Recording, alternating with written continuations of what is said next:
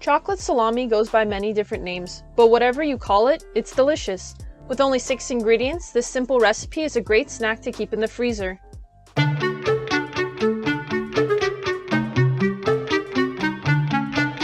Begin by crushing the biscuits. These are tea biscuits that I get from my local Middle Eastern market. I've linked the ones I used in the description below, but feel free to experiment with different biscuits or additions like nuts, cocoa nibs, anything. This is the way my grandma used to make it, so of course, it's my favorite. I like to crush the biscuits by hand. You want pieces about this size. A little smaller or bigger doesn't really make a difference. If you don't have the patience to do this by hand, simply put them all in a zip-top bag and bang the bag on the counter to crush the biscuits. However, this can create more crumbs than doing so by hand.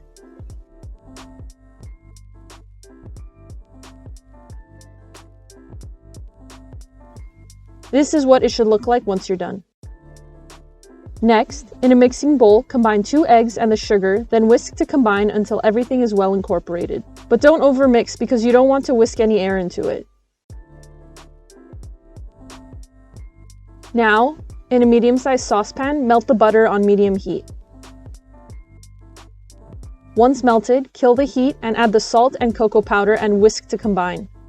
The heat from the butter will help bloom the cocoa powder, which helps release its chocolatey flavor. Once the mixture is silky smooth, you can begin to combine everything to form the no-bake cake, cookie, whatever you want to call it. Use a large mixing bowl. The large size bowl helps prevent making a mess because this chocolate can get everywhere. Add your sugar and egg mixture to the bowl. Then spoon in your hot cocoa mixture in thirds to prevent the eggs from scrambling and to temper them. If you are squeamish about the idea of raw eggs and want a recipe that doesn't include them, leave a comment below. Make sure to mix quickly after adding the hot cocoa to prevent scrambling.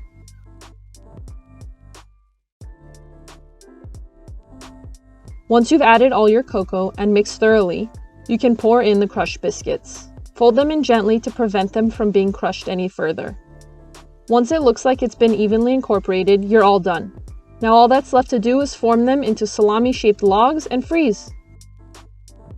To form the cookie, I like to first lay out a piece of plastic wrap, then a piece of parchment paper on top. I split my mixture to make 2 smaller logs. I just eyeball it, but if you really want to be accurate, you can weigh out each log on a kitchen scale. I like to use both parchment and plastic because the parchment helps me get the initial shape and smooths everything out. And when I use the plastic for this part, I find it tears easily, so using the parchment first helps prevent that. Try and squeeze out all the air from the log as you form it, then squeeze in from the sides. Roll it back and forth a few more times, and once you're happy with the shape, you can transfer it onto the plastic wrap.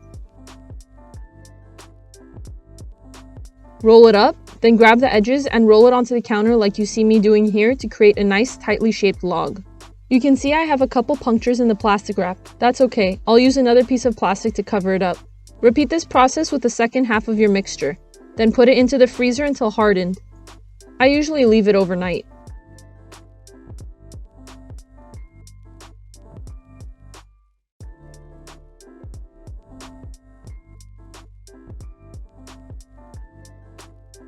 Once frozen, take your chocolate salami out of the freezer.